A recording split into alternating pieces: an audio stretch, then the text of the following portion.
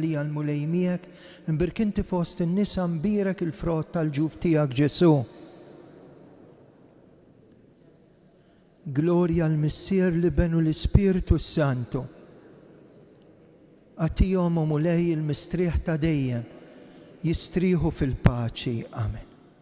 Nilqawkom għal din il-quddisa, dejjem ibqgħu tilejn fil-bankijiet u jekk tużaw is-siġġu attenti biex ma ttelfux.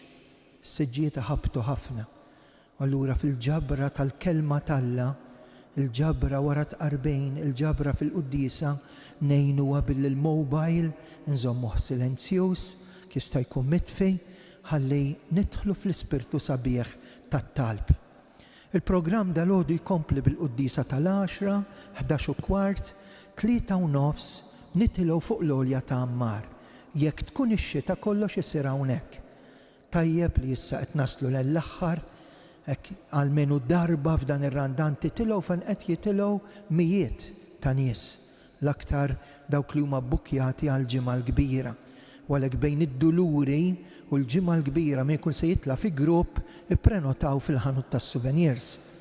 Imbagħad ikun hawn il-quddisa tal-5 dritt wara l-adorazzjoni bir-rużarju u l-barka ukoll fl-aħħar imbagħad fis-6:30 ikun hawn il-lezzjo divina.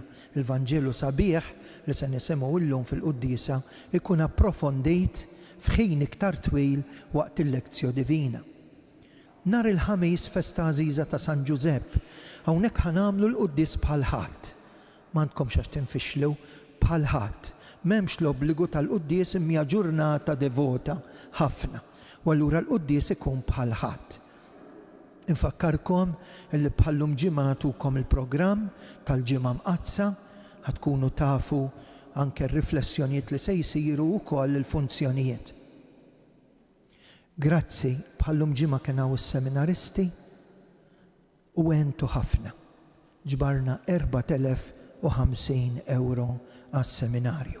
Issa il-qalb hemmhekk inkomplu nħalluha djar ta' tfal fejn jieħdu ħsieb is-Sorjiet Ursolini propju ġewwa Malta. Il-karità tagħna frott is-sawm nejnu propju lid-djar ta' tfal immexxija mis-Sorjiet li qegħdin jaqdu hawnhekk fis-santwarju, is-Sorjiet Ursolini. Issa jkun hemm servizz ta' qrar kemm fil-Knisja u kemm fis-Sagristija.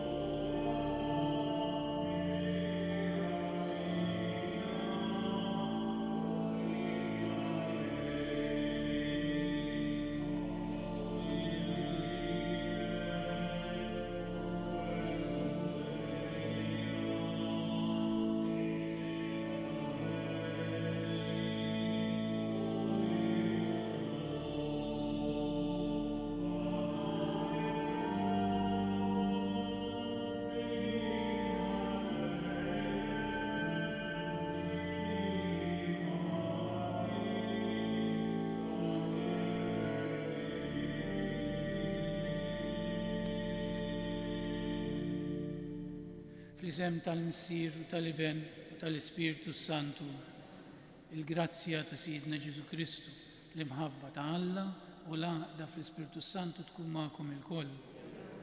Jeżisuti nġbarna hawnhekk għal din il-laqgħa tagħna ma' Ġesu fl-Ewkaristija.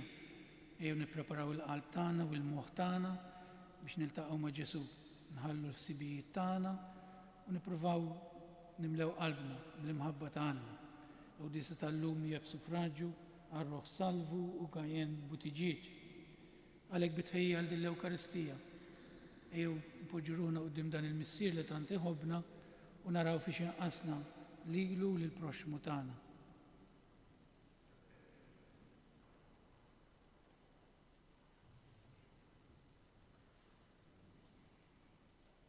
nistaqar l-Alla li jista' kollox u lilkom ħuti li jiena dnibt ħafna bil-ssib, bil-kliem u bil-għamil u billi ħallejt dmirijieti ħtija tiegħi bl-akbar ħtija tiegħi. Għalhekk nitlob l-imqazza Marija dejjem Verġin, l-anġli u l-qaddisin kollha u lilkom ħuti biex titolbu għalija il-mulej Alla tagħna. Iħenna għalina Alla li jista' kollox jaħfrinna l-tijiet tagħna li wassalna għal ħajja ta' dejjem. Mulej ħniena, Kristu ħniena, mulej ħniena. Nitolbu.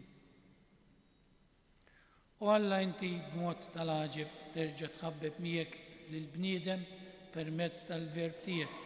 Għamel li l-poplu Nisrani jitħejja b'qima kbira u fidi mħeġġa biex jiċċelebra il-festa solenni tal-Eid.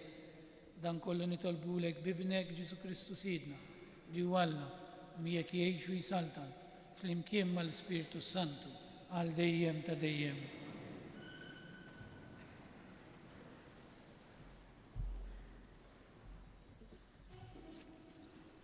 Qari mill-ewwel ktieb ta' Samwel. F'dak iż-żmien il-mulej qal lil Samwel: imla l-qarn biż-żejt u itlaq. Jien se nibatek għand Ġesse il-Betlemita għaliex minn fost uliedu jien għażilt għalija sultan. Ġara li malli wasal Samwel ra lil Elijab u qal: hawn quddiem il-mulej il-midluk tiegħu. U l-mulej qal lil Samwel: taris lejn is-sura tiegħu jew it-tul ta' persuntu għax jien diġà warrabtu. Għax il-mulej ma jarax bħalma jara l-bniedem, dak biss li jidher fl-għajn imma l-qalb. Ġesse resaq quddiem Samwel 7 minn uliedu. Imma Samwel qallu: il-mulej ma ħatar lil ħadd minn dawn. U s-sokta jgħidlu: dawn huma tfal kollha. Ġesse wieġbu: għad fadal iż-żgħir qiegħed jirannaċ. U Samwel qal li Ġesse: ibgħat għalih u ġibu, għax ma noqogħdux fuq il-mejda qabel ma jiġi hawn. U bagħat għalih u ġibu. Kien żagħżugħ ruxxan, għajnejh ħelwin u sabiħ fis-sura tiegħu. U l-mulej qal lil Samwel: qum u idilku, għax dak hu. Samwel ħa f'idejh il-qarn biż-żejt u dilku quddiem ħutu. Minn dakinhar il-quddiem niżel fuq David u ħakmu l-ispirtu tal-mulej.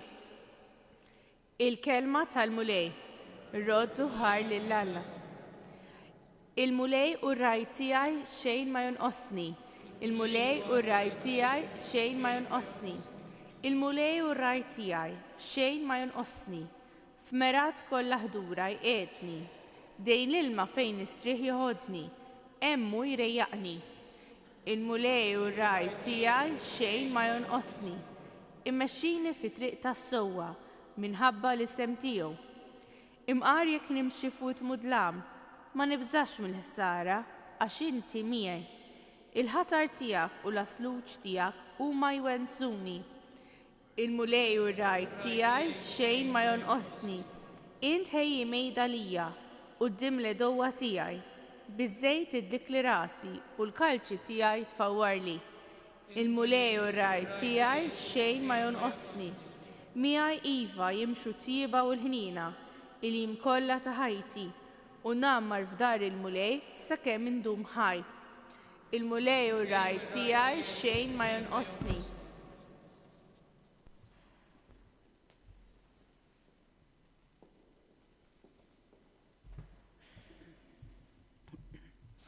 Tieni qari. Qari mill-ittra ta' San Pawla Apostlu lill-Efesin.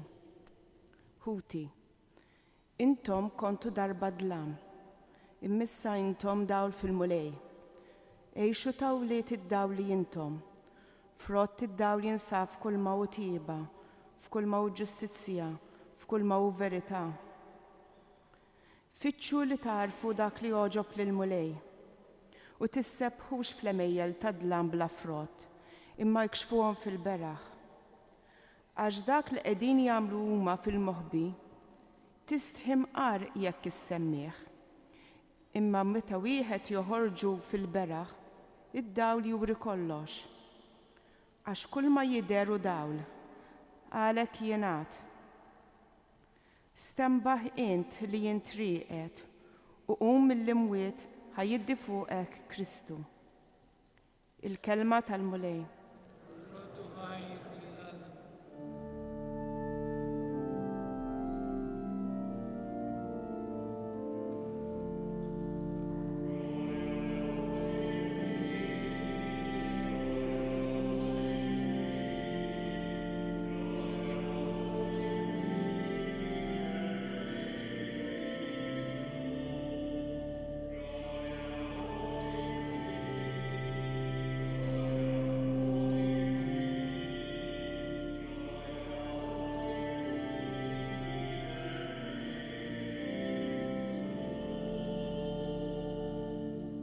Jiena d-dawl tad-dinja jgħid il-mulej, min jiġi warajja ikollu d-dawl tal-ħajja.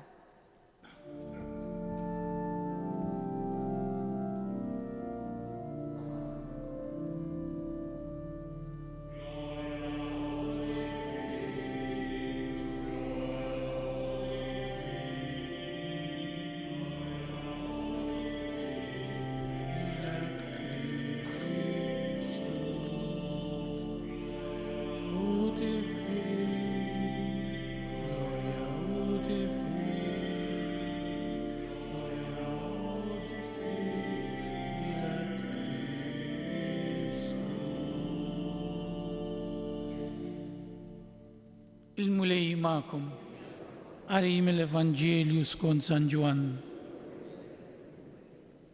F'dak iż-żmien, kif kien għaddej Ġesu lemaħ raġel għama minn twelidu u d-dixxipli tiegħu staqsewh, Rabbi, dan twilet għama għax dineb hu stess jew għax dimbu l-ġenituri tiegħu. Ġesu wieġbu, mhux għax dineb hu jew il-ġenituri tiegħu, imma ġralu hekk biex l-emil ta' Alla jidher fih. Sakemm għadu binar jeħtieġilna nagħmlu x-xogħol ta' dak li batni. Għad jasal il-lejl meta ħadd ma jkun jista' jaħdem. Sakemm għadni fid-dinja jiena hu id-dawl tad-dinja. Kif qal dan beżaq fl-art, għamel minnu qisu tajn u dilek bih għajnejn ir-raġel għama u qallu mur inħasel fin-ment qata siluhom. Din tfisser il-mibgħut, mela dak mar inħassel u ġie jara. Il-ġirien u dawk li s-soltu kienu jarawh, għax hu kien tallab qalu dan mhuwiex dak li kien joqgħod bil-qiegħda jittallab. Xi wħud qalu iva hu, oħrajn qalu le, imma jixbhu. Iżda hu qalilhom jiena hu, qalulu mela int kif ġejt, kif infetħulek għajnejk. Weġibhom, wieħed raġel jgħidulu Ġesu għamil ftit tajn dilik li għajnejja bih u għalli mur fis-silwam u nħasel hemm. Mort inħsiltu ġejt nara, għalulu, fejn huma, fejn huwa dan ir-raġel, għalilhom ma nafx. Li dan il-bniedem li fl-modi kien għama ħadu ħant il-Fariżej, issa dakinhar li Ġesu għamel it-tajn fetaħ għajnejn l-għama inserta kien is-sibt. Il-Fariżej ukoll staqsew mill-ġdid lill-għama kif sar jara, bu għalilhom li ftit tajn fuq għajnejja, mort ninħasel u issa qiegħed nara. U xi wħud mill-Fariżej qalulu dan il-bniedem mhuwiex ġej mingħand Alla għax ma jħaresx is-sibt. Iżda oħrajn qalulu kif jista' wieħed midneb jagħmel sinjali bħal dawn. U ma qablux bejniethom u reġgħu qalu lill-għama inxidillek minnu issa li fetaħlek għajnejk, għalilhom dak profeta. Il-Lut ma ridux jemmnu li hu kien għama u ħaddawl qabel ma batu għal ġenituri ta' dak li sar jara u staqsewhom dan li intom qegħdin tgħidu li twilet għama dan binkom, mela issa kif ġej jara? Il-ġenituri tiegħu jiġbu qalulhom nafu li dan hu t-tifel tagħna u li twilet għama, imma issa ġej jara dan kif ma nafux. U anke wanqas ma nafu min fetaħlu għajnejh. Staqsu lilu żmien għandu ħajitkellem huwa għalih innifsu. Il-ġenituri tiegħu jiġbu hekk għaliex beżgħu mill-Lut. X'il-Lut kienu ġa ftehmu bejniethom li jekk xi ħadd jistqar li Ġesu l-Messija, jsibruħu barra mis-sinagoga. Kien għalhekk li l-ġenituri jiġbu żmien għandu staqsu lilu. Għal darb'oħra reġgħu bagħtu għal dak li kien għama u qalulu għati glorja lill-Alla. Aħna nafu li dan il-bniedem huwa midneb, dak wiġibhom. Jekk hux midneb ma nafx, ħaġa waħda naf, li jien kont għama u issa qiegħed nara. Qalulu, imma hux għamillek, kif fetahomlok għajnejk? U hu weġibhom. Ġa għedtilkom u ma smajtux. Xi tridu tisemgħu iżjed? Jew tridu intom ukoll issiru dixxipli tiegħu? U qabdu jgħajruh u qalulu, dak kien dixxipli tiegħu, aħna ta' Mosè dixxipli. Aħna nafu li lil Mosè kellmu Alla, imma dan ma nafux minn fejn hu. Iġibhom ir-raġel u qalilhom, sewwa, hawn qiegħed il-ħaġeb li intom ma tafux minn fejn inqala u madana kollu li fetaħ li għajnejja. Aħna nafu li Alla mhux se jisma' lil midinbin, iżda mbagħad jekk wieħed ikun iqim lil Alla u jagħmel ir-rieda tiegħu, lil dan jisimgħu. Qatt fid-dinja ma nstema' li xi ħadd fetaħ għajnejn wieħed għama mit-twelid, li kieku dan ma kienx ġej minn Alla, xejn ma kien ikollu ħila jagħmel. Imbagħad qabżu qalulu int se tgħallem lilna li twelid dnubiet waħdek u keċċewh il-barra. Ġesu semma li keċċewh il-barra, sabu qallu temmen int f'bin il-bniedem, dak wieġeb u qallu min hu mulej biex nemmen fih. Qallu Ġesu, mhux biss rajtu imma huwa dak stess li qed ikellmek. Qallu nemmen mulej u jixteħet arkub tejh qudiemu. Imbagħad Ġesu qallu, jien ġejt fid-dinja biex nagħmel ħaq, biex min ma jarax isir jara u min jara jama. Xi wħud mill-Farzej li kienu hemm madwaru semgħu jgħid dan u staqsew, aħna wkoll omja, u jġibhom Ġesu. Li kieku kontu omja ma kontux tkunu ħatja ta' dnub. Immissa qegħdin tajdu, aħna naraw, mela d-dnub tagħkom għadu fuqkom. Il-kelma tal-mulej.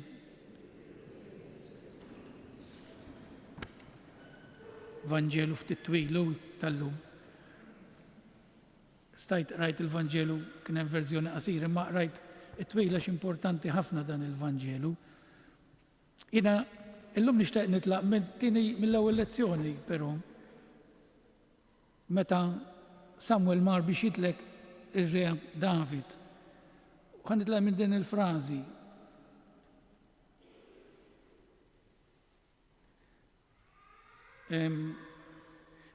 Ma nistax insiba bħalissa l-ewwel lezzjoni.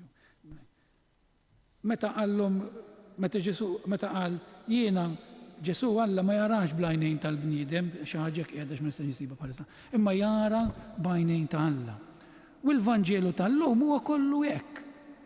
Kollu fuq hekk jitkellem. Mela għandna l-dan il-fqir u għama, għax la kien għama ma setax jaħdem. U kien f'dejn it-tempju, ħadd ma kien qed jarah, kulħadd għaddej meħdeh għax draw hemmhekk. U ma kienx jista' jidħol it-tempju għaliex kienu jaħsbu illi kien għama għax għamel xi dnub. Jew għamlu dnubiet il-ġenituri tiegħu bħalma qalulu d-dixxipli stess.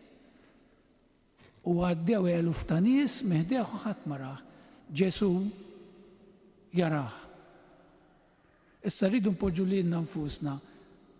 Flok dan bħalma għamilna l-ħadd l-għadda. Qedtilkom npoġġu ruħna flok is-Sammaritana.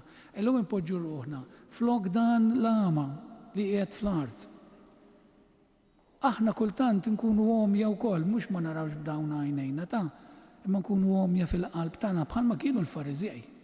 Imma l-Fariżej quddiem ħaġa bħal din temnu illi ma jemnux, kienu jafu minnu, batu għal-ġenituri tiegħu beqgħu jirsistu li ma kienx jew ma kienx miraklu wara x-xebbu sija tal-qalb u kultant din nagħmluha aħna ta'. Issa ħanitolqu punt. Ġesu jara dak li aħna ma narawx. Ġesu, pereżempju, jieqaf f'dejn dan l-għama. Li għal-bnedmin kien spiċċa dan għama qiegħed hemm jittallab, ma baqalux futur. Fil-dbatija ta' dak il-bniedem, fid-diffikultà ta' dak il-bniedem, Alla ma jarax bħal ma naraw aħna u ħadd ma jagħti kasu u nibqgħu għaddejjin. Immaġinaw aħna kultant naraw xi ħadd fit-triq forsi jitbandal jew naqra li jibes mhux sew għax kun fqir jew abbandonat, jew ikollu storja forsi ta' affarijiet żiena u niġġudikaw. Ara x'ħela ta' ħajja. U speċi hekk kienu jagħmlu dan hekk għamlu wkoll. Din nagħmlu aħna x'aħna l-Vanġelu naqraw u naħsbu li ma napplikawx għal ħajja tagħna. Mija f'kemm rajna nies forsi anke jitlu l-Knisja u ngħidu dan x'ġej jagħmel forsi l-ewwel wieħed jien ta' u niġġudikah. Fejn jiena nara dak il-bniedem bla hope, bla speranza, Alla jara l-bidu ta' ħajja ġdida. U hekk għamel Alla ma dan l-ama fejn il-poplu kollu kien jara dan il-bniedem spiċċa u ħadd ma kien jagħti kasu. Alla fil-miżerja tiegħu jara bidu ġdid. Issa attenti ta' x'aħna ġejlu nkunu f'miżerja ta' dnub. U d-dnub tagħna flok ma Alla jaraħ bħala it-telfien tagħna, jaraħ bħala punt li nibdew ħajja ġdida. Għax jgħid Ġesu jekk jien nurih kemm inħobbu il-dan il-bniedem ama li bħala midneb ibiddel ħajtu. Hekk għamel Ġesu ma dan l-ama. Mela l-ewwel punt huwa dan. Ħalli nagħmlu għandi 4 punti. L-ewwel punt huwa dan. Il-ħażin ġej minn Alla għax dawn hekk qalu. Dan għamel il-ħażin għax dan qiegħed għama għax din hu jew il-familja tiegħu. Alla l-ewwel ħaġa ma jikkastigax lil midneb.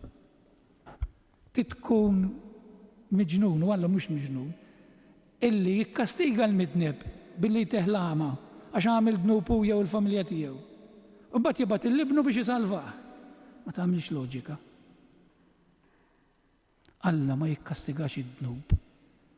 Alla anzi jara id-dnub l-għama tagħna punt li nitilqu minnu. Huwa Ġesu li jinduna bih. Il-Fariżej u sħabhom indunaw wara x'ħin fih indunaw bih. Sakemm kien għadu fil-ħama li għalihom il-ħama ta' dnub għax hu dineb jew il-familja tiegħu ħadd ma kien jagħtu kasu għax storja spiċċata dak hekk, destin tiegħu hekk. Alla l-kontrarju tal-bniedem jara differenti. Alla fejn aħna naraw li m'hemmx speranza la jara il-bidu ta' xi ħaġa. It-tieni punt, x'jagħmel Ġesu? Ġifieri Alla fid-dnub tagħna jara ħajja ġdida. Immaġinaw il-dan Ġesu, flok ma qallu, tinsewx li dan il-fqejr, dan l-għama ma talbux l-għajnuna, Ġesu induna bih. X'jagħmel imbagħad Ġesu? Jinżelu għarkub tiegħi. Jinżelu ġal-ħama tad-dnub tagħna. U jiċċappas bit-trab tal-art fejn aħna nirfsu. Mhux jgħidlu ħanfejqek, jinżelu. U Ġesu jagħmel magħna wkoll hekk aħna fid-dnub tagħna. Jinżel fil-ħama tagħna u ċappas idejh bil-ħama tagħna biex ifejjaqna. Kemm hu punt sabiħ dan li nirriflettu fuq. Ġesu ma jibżax mid-dnub tagħna, għax id-dnub tagħna Ġesu ġa pattalih, anzi jerfu fuq spallejh. U dan f'San Ġwan nisbu ħafna dan mid-dlam ta' għajnejh jagħmel pass għad-dawl. Tfakkarna fil-Magħmudija din ta' jibgħatu jinħasel. It-tieni punt, il-fiduċja, il-fidi li kellu dan l-għami. Mela, jafda fi bniedem li ma kienx jaraħ, għax ma qarax, ma kienx jafu. Issa din nistgħu nkunu aħna. Kunu fl-ar post tal-ħajja tagħna fi tbatija kbira, forsi bla speranza, u jedina Ġesu jafda fih, dan jafda fih. U jafda fih bil-kbir, immaġinaw kieku jiġi xi ħadd. Għax Ġesu naqra, mhux imma kellu modi kif jagħmel affarijiet, immaġinaw xi ħadd. Issa jien nara, immaġinaw xi ħadd jiġi jaqbad it-tajn u jpoġġiju li f'għajnejja. Ħajamini u hekk. Iġvi l-ġest li għamel Ġesu ma kienx ġest ta' fejqan, kien ġest li iktar għamillu ħsara mill-li ġejt. Imma dan kellu fidi u mar. La kien jafu, fada feħ, mar fejn kellu jinħasel u ġe lura. U ġe bniedem mibdul. Tant ġe bniedem mibdul, u din li għamil Ġesu fil-ħajja tagħna jbidlilna ħajjitna minn ħajja ta' dnub jatina ħajja ġdida. Tant li mar fuħx, L-istess nis li kienu jaraw ħdej it-tempju, imma dan u le mhux u jixbħu għax inbidel. Kien jimxi bil-bastun, beda jimxi wieqaf. Kien jimxi jitkaxkar mal-art forsi jew kellu xi ħadd jgħinu, ġew wieqaf waħdu miexi waħdu jħares il-qudiem, qiegħed jara, inbidlet ħajtu. Hekk jagħmel meta Alla jeħlisna mid-dnub hekk jiġrilna lilna ta' u inbidlet ħajtu kompletament. Li ma rfuħx, diġa li tiġri lilna. Mhux hawn, imma jien pereżempju s-safar darba kien hemm wieħed dejjem fit-triq, jorqod fit-triq, konna ntoħxi biċċaws biex jiekol, u darba rajneh ġej pulejt mar daħal f'post fejn aħħad droga.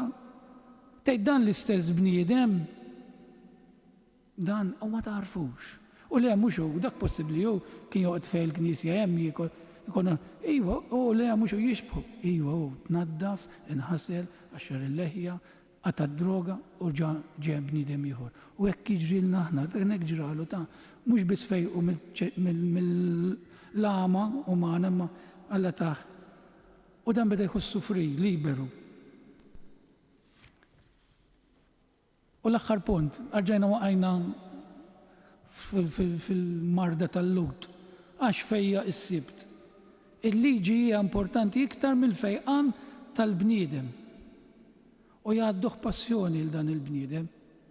Imma jibqa' sod, jibqa' jiġġieled, għalhekk rajt il-verżjoni twila, jibqa' huma joqgħodsu flama dawn li kienu l-qassisin li suppost kienu jafu kollu, u miktar jinsistu joqgħodsu flama u jiġdu l-verità u jiġdu s-sawa li kien ċar, kien bniedem għama, qed jaraw jara, jibqgħu għama, jaraw imma u dak l-għama iżomm il-punt tiegħu jibqa' jinsisti illi Alla fejqu. Eżisuti, ma rridx indum daqshekk, imma kien importanti illi nagħmlu dawn l-4 punti ta' għax il-Vanġelu issa applikaw għal-ħajja tagħna, napplikaw għal-ħajti. Jiena qiegħed fid-dlam, jien qiegħed f'dik ir-rokna fl-art, Alla qed jinżel, dan hu randanta u Alla jipprova jerfana. Ma noqgħodux nibżgħu mid-dnub tagħna, eżisuti, ma ħadd li m'għandux dnub ta' minni kulħadd xi darba dnibna u għadna nidimbu, jiġifieri imma mill-qrar. Alla tagħna don, is-sagrament tal-qrar. Nirringrazzjaw l-Alla ta' dan. U s-sagrament tal-qrar jerġa' jġeddet il-magħmudija fina, għalhekk bagħtu jinħased il-ħasla tad-dnub. Jekk infaħru lill-Alla ta' dawn id-doni, ta' dawn il-Vanġeli jekk żbella qed jagħtina u nippruvaw kemm jista' jkun nipprattikawhom ta' u ngħixuhom. Ikun infaħħar Ġesu Kristu. Imma bil-wieqfa flimkien nagħmlu l-istqarrija tal-fidi tagħna. Jiena nemmen f'Alla wieħed, missi li jista' kollox, li ħalaq is-sema u l-ard, dak kollu li jidher u dak li ma jidirx. Mulej wieħed Ġesu Kristu, Iben waħdini ta' Alla, imnissel mill-missier qabel kull żmien. Alla minn Alla, dawn minn dawn, Alla veru minn Alla veru, imnissel u mhux ma' missieru bih sar kollox, niżel mis-smewid.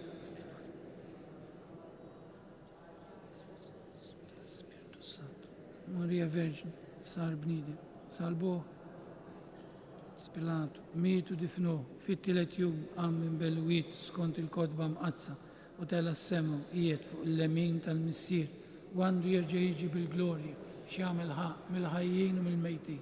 U s-saltna tiegħu ma jkollix tmiem fl-Ispiritu Santu mulej li jagħti l-ħajja li ġej mill-missier u mill-liben li hu meqjum u mweġġeħ flimkien mal-missier u mal-liben u li tkellem b'fhom il-profeti fi knisja waħda, qaddisa, kattolika, apostolika, nisqarma mudija waħda, għal-maħfra ta' dnubiet, nistenna l-qawma mill-wiet u l-ħajja ta' żmien li ġej.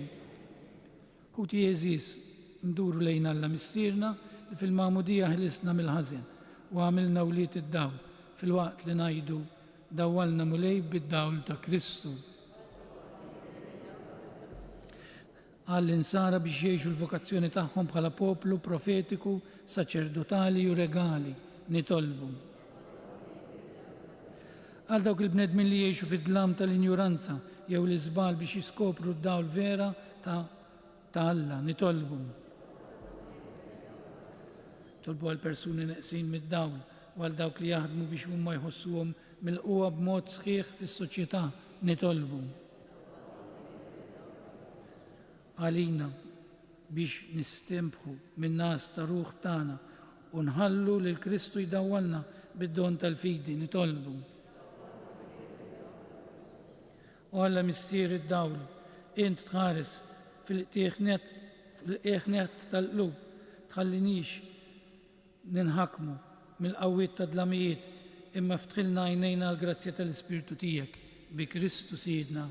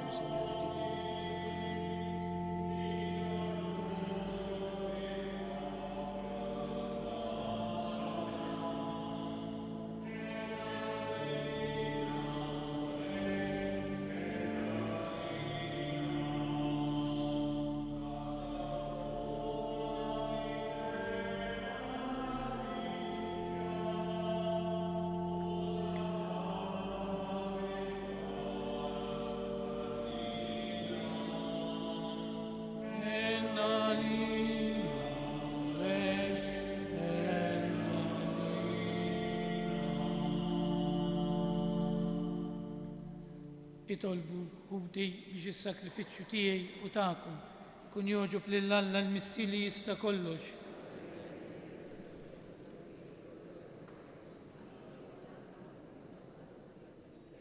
Bil-ferħ ta' qalbna mulej nofrulek is-sakrifiċċju tal-fidi ta' dejjem miċ kontana nitolbuk il-grazzja li nqimuh fidi sħiħa nofrulek kif jixra għas-salvazzjoni tad-dinja bi Kristu Sidna.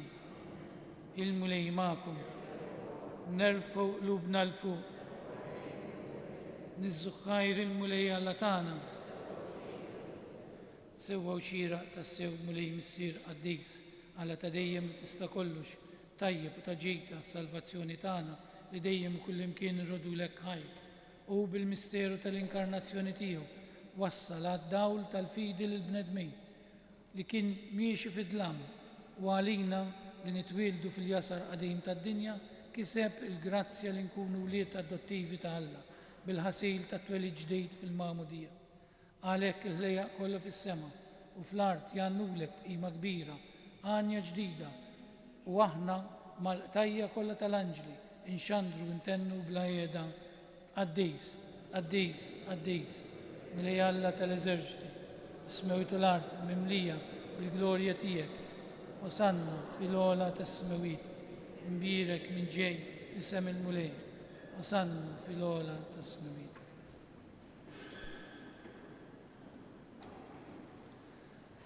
Qaddis tas-sew int mulej, int lajn ta' Quddusija, qaddes għalhekk nitolbuk dawn l-offerti bil-barka tal-Ispirtu tiegħek biex isiru għalina l-ġisem u d-dem ta' Sidna Ġesu Kristu.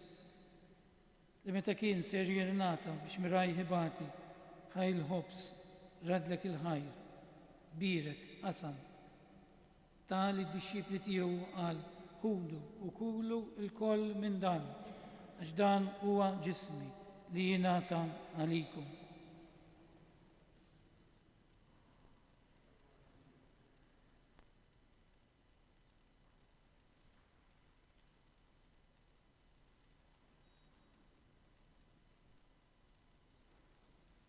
Ekku kol wara li klaħa l-kalċi, reġerat il-ħajr, tali d-disċipli tiegħu u qal, ħudu u jxorbu minnu l-koll, għax dan u għal-kalċi ta' demmi, tal-patt il-ġdejt li jibqa' dejjem, id-dem li xxerret għalikum u għal-bnedmin kollha, għal-maħfra ta' dnubiet, għamlu dan tifkira tiegħi.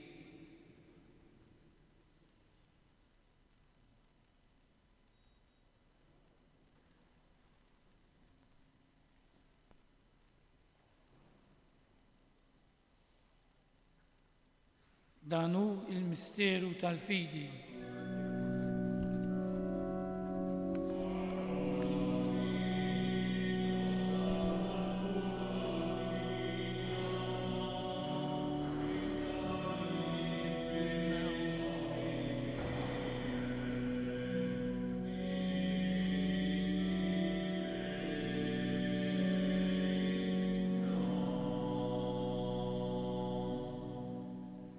Għalhekk aħna nagħmlu dan tifkira tal-mewt u l-qawmien ta' Sidna Ġesu Kristu nofrulek mulej il-ħobs tal-ħajja u l-kalċi tas-salvazzjoni. Irrodulek ħajra xoxbuk tilqana hawn quddiemek biex naqduk. Miċċa kontana nitolbu lill-Ispirtu Santu jaqadna f'ġisem wieħed lilna li nieħdu sehem mill-ġisem u d-demm ta' Kristu. Ftakar nitolbuk mulej fil-Knisja tiegħek imxerda mad-dinja kollha u taqaf l-imħabba flimkien mal-Papa l-jum, mal-Isqof tagħna Anton, mal-isfijiet u l-ministri kollha tiegħek. Ftakar nitolbuk ukoll fħutna li raqdu bit-tama tal-qawmien. Ftakar fil-mejtin kollha tagħna, b'mod partikolari f'Salvu Gajan Butiġiġ. Nitolbuk mulej biex iddaħħalhom quddiemek fid-dawl tas-seb tiegħek. Ħenna lina l-koll nitolbuk. Għatililna wkoll il-wirt tal-ħajja ta' dejjem, flimkien mal-Verġni Mqazza, Alla Marija, mal-Arus taħa San Giuseppe, mal-Apostlu u l-qaddisin kollha li jiexu fil-biberija tiegħek sa mill-bidu tad-dinja. Għamel li magħhom infaħruk u nsebħuk Ġesu Kristu ibnek. Bi Kristu, ma' Kristu u fi Kristu, jingħata lilek Alla missier li tista' kollox, flimkien mal-Ispirtu Santu, kull ġieħu glorja għal dejjem ta' dejjem. Ejjew nitolbu kif għallimna u ridna nagħmlu liben Alla għas-salvazzjoni tagħna. Missierna li inti fis-smewiet jitqaddes ismek, tiġi saltnatek, ikun li trid int kif is-semek ukoll fl-ard. Ħobżna ta' kuljum għatina llum, aħfrilna b'nubitna bħalma naħfru lil minu ħati għalina. Ma ddaħħalniex fit-tiġrid, iżda ħlisna mid-deni. Ħlisna nitolbuk mulej minn kull deni. Għatina fit-tieba u l-ħinina tiegħek il-paċi fi żmienna biex ikunu ħilsa dejjem mid-dnub u mħarsa minn kull inkwiet. Aħna nistennew u nittamaw il-għena u l-miġja tas-Salvatur tagħna Ġesu Kristu. Mulej Ġesu Kristu li jgħid l-apostli tiegħek inħallilkom islim, nagħtikom islim tiegħi la tħarisx leħtijietna, iżda ħares lejn il-fidi tal-Knisja tiegħek, għatija slimu laqda li intrid fija, li tgħixu s-salta għal dejjem ta' dejjem. Il-paċi tal-mulej tkun dejjem magħkom. Nagħtu il-paċi lil xulxejn. Paċi magħkom. Il-ġisem flimkien mad-demm tas-Sinjur tagħna Ġesu Kristu kun jiswew lilna li se nitqarbu bihom għal ħajja ta' dejjem amin. Ħaruf Talla li tnejt nubiet tad-dinja. Tnejt nubiet tad-dinja. Ħaruf Talla li tnejt nubiet tad-dinja għatina l-paċi.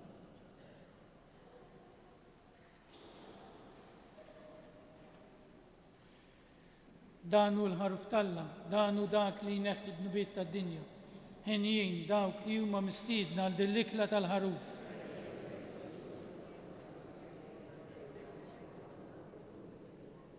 Il-ġisem flimkien mad-demm tas-Sinjur tagħna Ġesu Kristu kun jiswew lilna se nitqarbu bihom għal ħajja ta' dejjem amin.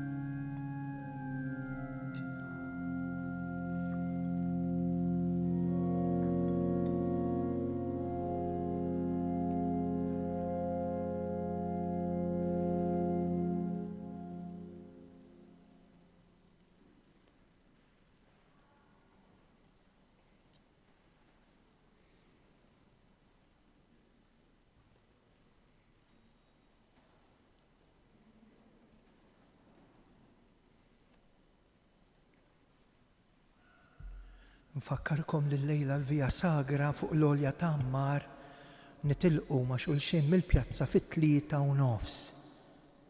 Billi nhar il-ħadd li ġej għaw il-Via Sagra Djoċesana fuq ta' Ammar li tibda fl-imkien mal-isqof fl-4:30 hawnhekk ma jkunx hawn qudiesa tal-5.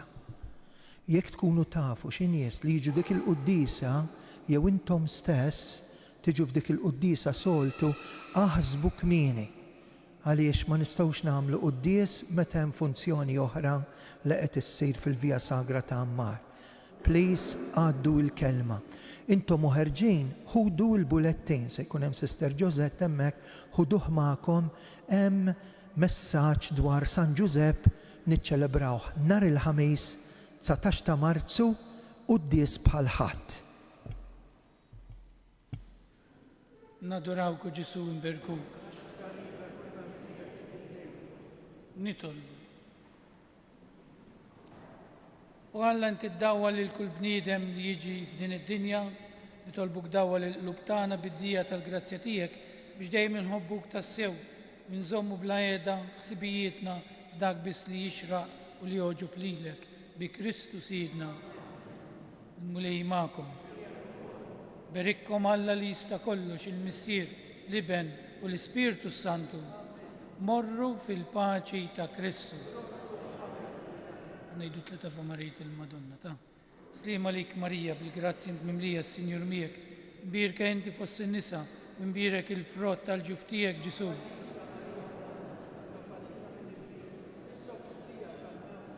Slima lik Marija bil-grazzja int mimlija s-Sinjur miegħek, imbirka inti fost in-nisa u imbirek il-frott tal-ġuf tiegħek Ġesu.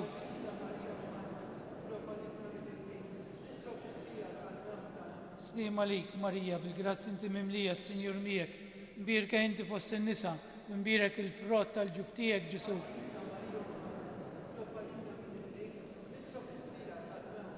U Marija li dħalt fid-dinja mingħajr teba' l-ħadd ittajjeb lilkom il-kol.